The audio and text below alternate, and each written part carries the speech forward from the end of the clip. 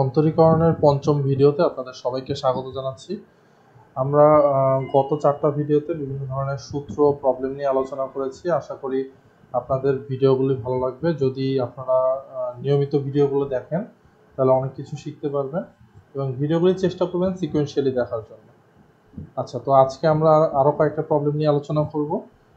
এই প্রবলেমগুলো একটু কমপ্লেক্স আগেরগুলোর থেকে, সেটা আমরা লিখে নেই। আচ্ছা,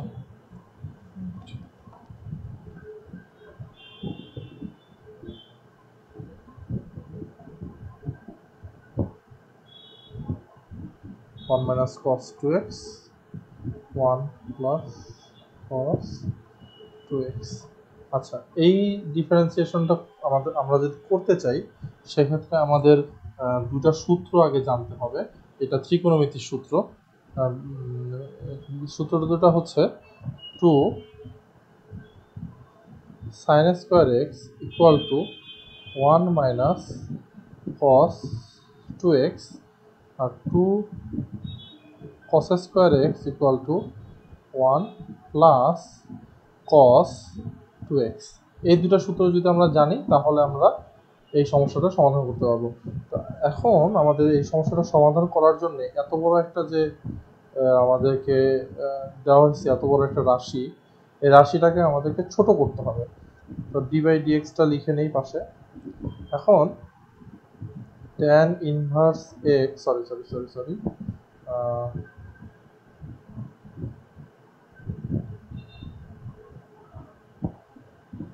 আচ্ছা, তাহলে এখানে আমরা যেটা করব সেটা হচ্ছে সূত্রের মানটা বসাবো। হ্যাঁ, যে 1 মাইনাস cos 2x এটা আসলে কি লিখবো আমরা, 2 sin স্কোয়ার x আর 1 প্লাস cos 2x কে লিখবো 2 cos স্কোয়ার x। তাহলে 2 আর 2 যদি কাটা যায় তাহলে কি থাকে, sin square x divided by cos square x, তাই না?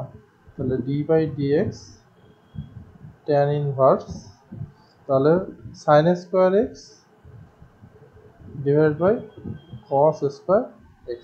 তাহলে আমরা যদি এটাকে স্কোয়ারটাকে কেটে দিয়ে এখানে ব্র্যাকেট দিয়ে স্কোয়ারটা দিই তাহলেও কিন্তু হয়। তাহলে এই স্কোয়ার আর এই রুট কিন্তু কেটে যায়। তাহলে জিনিসটা কি হলো, d by dx tan inverse sine x by cos x. তাহলে d by dx tan inverse sine x by cos এক্সকে আমরা লিখতে পারি ট্যান এক্স। এখন বিপরীত ত্রিকোণমিতিক অনুপাতের নিয়ম অনুযায়ী আমরা লিখতে পারি ডি বাই ডিএক্স। এই ট্যান ইনভার্স আর ট্যান যদি কাটাকাটি হয় তাহলে থাকে এক্স। এখানে ডিফারেন্সিয়েশনের বেজ আর রাশি যদি মিলে যায় তাহলে অ্যান্সার হচ্ছে 1। তাহলে এই ফাংশনের ডিফারেন্সিয়েশন হচ্ছে 1। ওকে, আমরা নেক্সট আরেকটা প্রবলেমে যাই। সেই প্রবলেমটা হচ্ছে ডি বাই ডিএক্স, এটা টান দেই, sin x plus cos x root over 1 plus sin 2x। এটাও কিন্তু একটা বড় রাশি।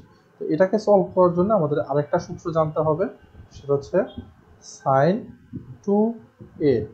এটাও ত্রিকোণমিতির সূত্র, 2 sin a cos a। আমরা যখন ত্রিকোণমিতি নিয়ে আলোচনা করব সেগুলো আমরা আলোচনা করে ফেলবো, আর যদি কারো জানা থাকে তাহলে তো খুব ভালো। আচ্ছা, আরেকটা আমরা সূত্র এখানে আমরা বলে নেই, সেটা হচ্ছে sin square theta plus cos square theta equal two 1।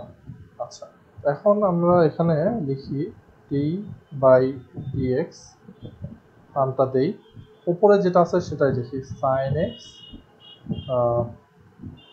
Plus cos x। এখন নিচে এই 1টার হিসাব পরে লিখতেছি, আমি আগে এই sin 2 এটাকে নিয়ে লিখি। তাহলে 2 sin x cos x।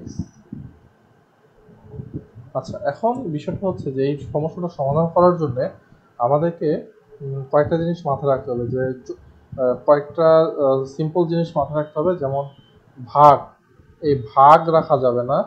তারপর হচ্ছে রুট ওভার রাখা যাবে না। মানে এগুলো রাখা যাবে না বলতে কি, এই জিনিসগুলো যদি না থাকে তাহলে আমাদের অঙ্ক করাটা ইজি হয়ে যায়। ভাগ না রাখলে সুবিধা, রুট না রাখলে সুবিধা, 1/something না রাখলে সুবিধা, মানে যতটা সিম্পল করে নিয়ে আসা যায়। আমরা যদি এখানে রুটটাকে সরাইতে চাই তাহলে আমাদের সামথিং হোল স্কোয়ার লাগবে। তো এখন দেখেন, এটাকে যদি আমরা টু তো থাকলো, সাইনটাকে যদি আমরা এ ধরি, কসটাকে যদি বি ধরি, তাহলে দেখেন এখানে কিন্তু 2ab আকারে আছে। তাহলে আমরা যদি একটা a square plus B square নিয়ে আসতে পারি, তাহলে কিন্তু আমাদের জিনিসটা কি দাঁড়ায়, a square plus B square plus 2ab, মানে a plus B whole square. তাহলে আমরা কি পাচ্ছিলাম এখানে, a প্লাস বি একটা হোল স্কোয়ার পেয়ে যাচ্ছে।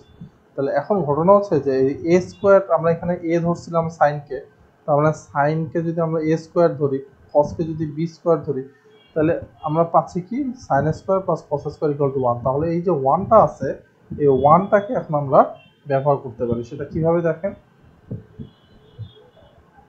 আচ্ছা তাহলে এই যে 1, এই 1টাকে আমরা লিখতে পারি sine square x plus cos square x.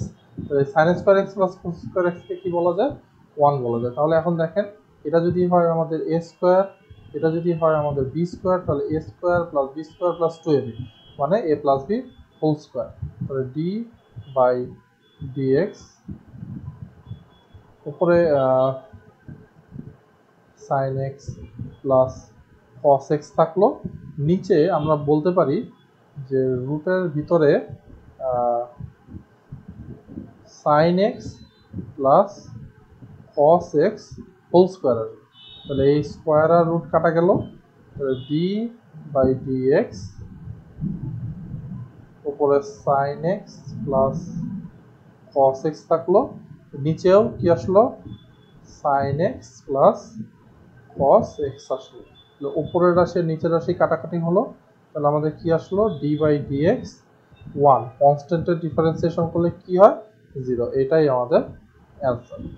আশা করি আপনারা বুঝতে পেরেছেন।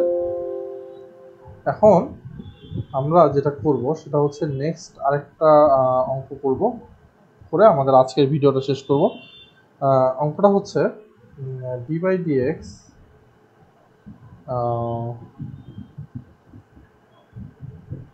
Two tan theta 1 plus tan square theta. ঠিক আছে, এখন দেখেন এখানে ডি বাই ডি এক্স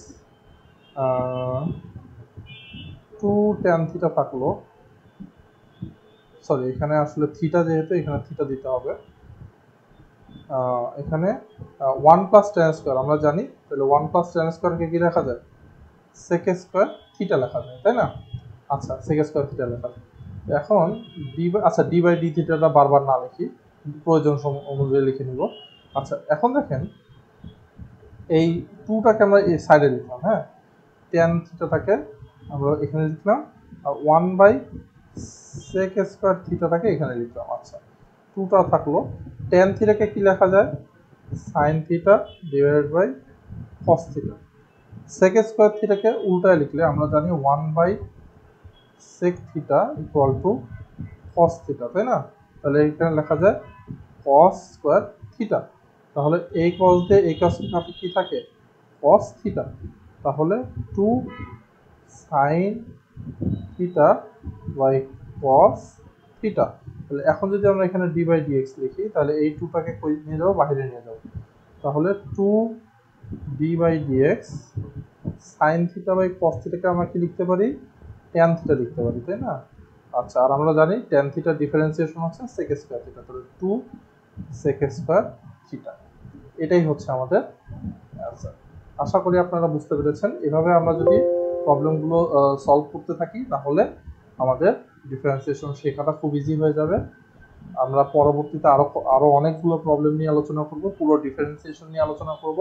আমাদের ভিডিওগুলো যদি ভালো লাগে তাহলে ভিডিওগুলো সিকোয়েন্সিয়ালি দেখতে থাকুন। পরে ভিডিও দেখার আমন্ত্রণ জানিয়ে ভিডিওটি এখনই শেষ করছি। ধন্যবাদ।